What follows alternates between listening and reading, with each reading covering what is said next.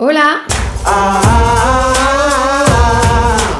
Bon, pour ceux qui me suivent sur Instagram, vous avez pu le voir, j'ai fait un petit sondage pour savoir quel story time sur une de mes trahisons j'allais vous raconter aujourd'hui. Pour ceux qui ne me suivent pas encore, je vous le mets juste là. N'attendez plus, venez me suivre, comme ça j'ai un max de followers.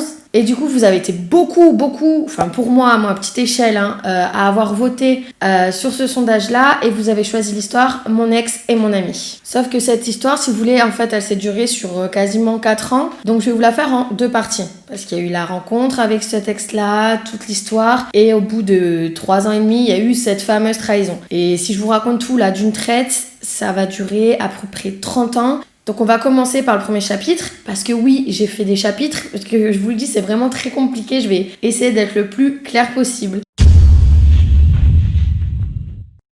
Alors du coup, il me semble que la rencontre avec ce garçon-là, on va l'appeler Francis, c'était en 2013, si je me trompe pas. Et en fait, j'étais allée en boîte avec ma meilleure amie, donc dans Montpellier. C'était une boîte pas trop légale, je crois, ça s'appelait le BAO. Je sais pas s'il y en a beaucoup qui l'ont connu, c'était un peu chelou. Et du coup, voilà, j'étais allée avec ma meilleure amie, tranquille, c'était un week-end à la fin du lycée, tout ça. Et la soirée se passe super bien. Je rentre chez moi et le lendemain, je reçois un message en fait de ce fameux Francis sur un réseau social. Enfin, c'était pas trop un réseau social, c'était un site où il y avait les photos de boîtes de Montpellier. Et il me contacte, il me dit salut, en gros je t'ai trouvé super jolie, j'aime beaucoup ton style, est-ce qu'on peut se rajouter sur Facebook, nanana. Moi donc je lui dis que non, parce que je rajoute pas les inconnus sur Facebook, je rajoute que mes amis, c'est le but.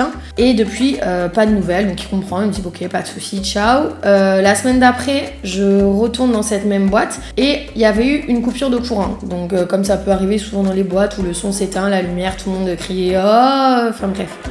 Voilà. Et pareil, je rentre chez moi, nanana. Le lendemain, pareil, je reçois encore un message de ce Francis qui me dit alors pas trop chiant la coupure de courant. Donc en fait, il m'avait encore vu, il était encore là et il m'a repéré. Donc en fait, j'aurais dû me dire alerte psychopathe. Mais non, pas du tout. Au final, je sais pas pourquoi, ça m'a fait rire sur le moment. Et en fait, on a commencé à parler. Au final, on s'est rajouté sur Facebook parce que c'était beaucoup plus simple. Et il m'a donné en fait un premier rendez-vous au bout de, je sais pas, peut-être 2 semaines, je m'en rappelle plus trop, c'était très longtemps. J'accepte, on va boire un verre et tout se passe bien. Sauf que bon, à ce moment-là, moi j'étais encore amoureuse de mon premier amour, donc c'était un peu compliqué à ce moment-là dans ma tête. Il le savait, moi je l'avais dit, si tu veux, on va boire un verre en tout bien, tout honneur, mais il y aura vraiment rien après.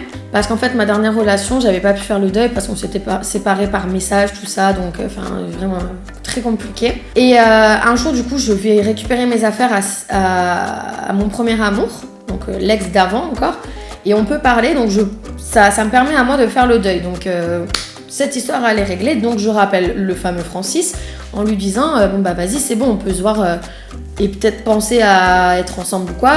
Moi, ça y est, j'ai pu enfin faire une croix sur cette histoire. Vas-y, chon, on va reboire un verre. Donc pareil, on va en ville, tout se passe bien. Vraiment, le mec est parfait. Genre, il parle que de moi, il s'intéresse. Super gentil, il me raccompagne à mon bus. Mais vraiment, je sais pas, pas un charreau, quoi. Genre, le mec super attentionné. Et donc, au final, on se met ensemble. Tout se passe bien. Et là commence le 2e chapitre. Donc en fait, l'emprise, elle a commencé assez lentement. C'est-à-dire que à chaque fois que j'allais chez une copine à moi qui habitait dans un village à côté, c'était en mode oui, qu'est-ce que vous faites? J'aime pas que tu sois avec elle, c'est une mauvaise fréquentation. Alors qu'il la connaissait pas, il avait peut-être vu genre une fois. Pareil, il voulait plus trop que je sorte de chez moi. Enfin, c'était franchement, il voulait plus trop que je parle à mes amis. J'ai une anecdote dans l'anecdote, c'est que j'étais du coup chez cette copine dans un village à côté de Montpellier. Lui habitait pas très très loin de ce village-là et il m'a demandé ouais, vous faites quoi et tout. Je dis rien, on fait un shooting photo parce que j'avais un appareil photo numérique et genre les meufs, je sais pas, on fait ça entre nous, on se maquille, on fait les belles, on met des photos, après on les met sur les réseaux, enfin un délire quoi, on n'était pas à poil. Bien au contraire, à cette époque-là, j'étais plus garçon manqué qu'autre chose. Et il a pété un câble en disant ouais, t'es sérieuse, d'où tu fais des photos avec elle, de toute façon elle c'est une grosse pute, nanana. Et genre il a débarqué en 4L je crois qu'il était en 4L. Ouais, en 4L, dans ce village-là, une demi-heure après, en se mettant en bas de chez ma pote, en sachant que c'était chez sa mère, hein, mais je crois que sa mère, elle était pas là à ce moment-là. Et il hurlait en bas, genre en mode de... Vas-y, arrête d'être avec elle, vas-y, viens, on bouge, nanana, rentre chez toi, d'où tu fais des photos. Et là, il m'insultait bien évidemment de tous les noms, que j'étais une salope, etc.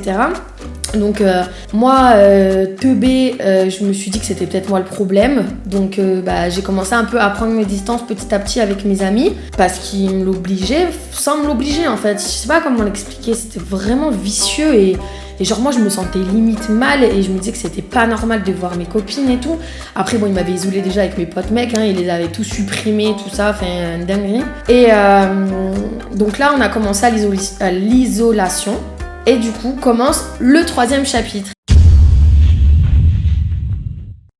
Donc ce chapitre-là va être un petit peu plus long, c'est pour ça que j'ai essayé d'accélérer les 3 premiers. Donc à ce moment-là, comme je vous l'ai dit, j'étais vachement isolée. J'avais plus trop d'amis, enfin mes amis c'était les siens en fait, je voyais que ses potes à lui. Et une fois en fait, on est allé en boîte avec ses potes, dont son ancien meilleur ami. Tout se passe bien, bon on était alcoolisés hein, bien évidemment, et on rentre dans cette boîte et il y avait de la musique à fond et moi du coup, je sais pas, genre je fais du tam-tam sur son pote en rentrant. Et il pète un câble, mais quand je vous dis qu'il pète un câble, c'est qu'il est devenu fou, il m'a attrapé par le bras en mode... On sort de là, nanani, d'où tu fais ça, mais t'es une grosse folle, nanani, t'es une grosse pute. Enfin, ouais, bref, voilà. Et il me sort de la boîte et sur le parking, il me met une énorme gifle. Donc voilà, sauf que j'ai eu de la chance à ce moment-là qu'il y avait son meilleur ami qui a vu ça, donc eux se prennent la tête parce qu'on fera pas une meuf, surtout pour rien comme ça. Et moi bien évidemment je me dis mais next c'est mort, genre ça dégage de là, va te faire et laisse-moi en paix, genre à quelle heure tu me tapes parce que j'ai fait du tam-tam sur ton pote, enfin wesh. Et du coup, je rentre chez moi, je sais plus comment je suis rentrée, je sais plus si c'est son meilleur ami, franchement je sais même plus comment je suis rentrée, en bus, en taxi, je sais plus. Et moi bien évidemment je le quitte, je dis c'est fini, ciao, genre c'est mort. Et lui, il m'envoyait des messages, il m'appelait en pleurs, en me disant je suis désolée, j'avais trop bu, je recommencerai plus. Je sais pas si je retrouverai les messages, je pense pas parce que je crois que dès qu'on s'est séparés, j'ai tout supprimé, j'ai tout bloqué, donc mais je regarderai au cas où. Et vraiment, donc moi je me suis dit, bon vas-y, le mec était peut-être un peu trop torché, vas-y. Et non, j'aurais pas dû, parce qu'effectivement, quand on dit qu'une baffe suffit pour avoir une continuité de violence, c'est le cas. C'est une baffe, puis on en est d'autres. Et ça, je le savais pas encore, j'avais que 17 ans. Donc je me dis, vas-y, c'est bon, tranquille. Je le pardonne, mais je le fais galérer quand même. Donc je le fais galérer... on se revoit et je pardonne. Mais j'oublie, genre, je passe à autre chose. Donc on fait des soirées et il y avait quand même toujours un peu des violences, que ce soit physique ou orale. Par exemple, des trucs où il m'invitait à dormir chez ses parents, qui sont d'ailleurs géniaux, hein. Il m'invitait à dormir chez ses parents et du coup sa chambre était à l'étage où dès qu'il y avait une petite dispute, il me prenait, il me plaquait contre le mur en m'étranglant, mais genre il y a même un cadre à lui de sa chambre qui est fissuré parce que c'est ma tête qui a tapé dessus, ou quand ses parents n'étaient pas là parce qu'ils travaillaient, qu'on se disputait, il prenait toutes mes affaires, il me les jetait par la fenêtre en me traitant de grosse clocharde. Il habitait à 45 minutes en voiture de Montpellier, hein. Moi j'habitais à Montpellier chez mes parents, donc je partais à pied parce que il y avait pas de bus, parce que c'était souvent les dimanches qu'il me faisait des phases comme ça, à croire que il le savait que j'étais coincée.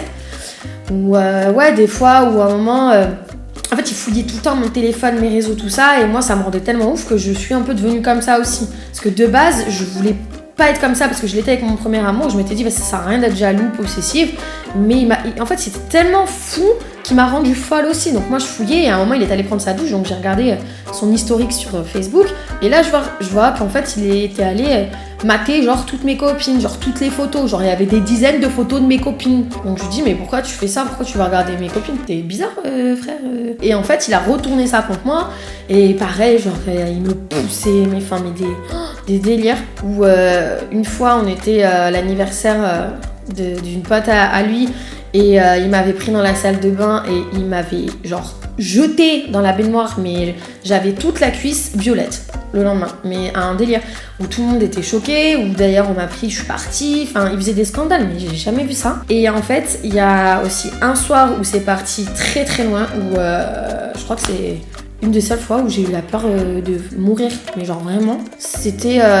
on était pareil à un anniversaire. Et en fait, c'était un pote à lui qui avait une petite cabane là, dans une forêt.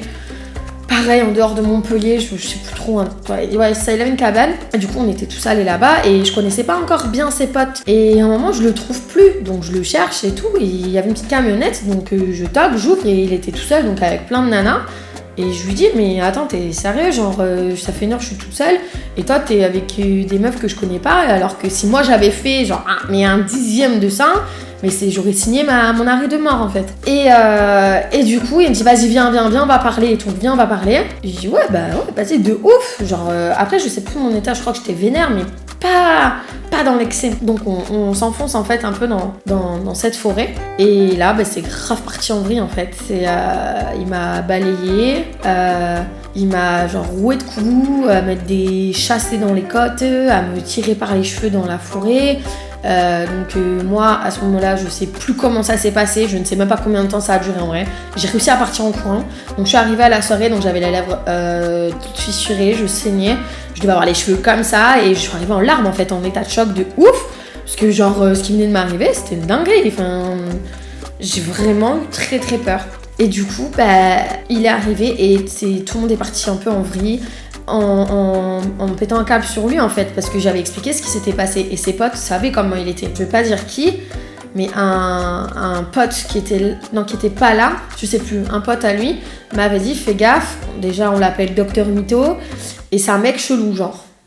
Donc de ce moment-là, j'aurais dû écouter ses amis en fait et je l'avais pas fait parce que voilà, j'étais amoureuse, tu connais. Et bref, donc de ce moment-là, tout le monde pète un câble. Je pars dormir chez un ami à lui qui habitait beaucoup plus près de Montpellier et j'ai une copine à moi en fait qui était venue me chercher.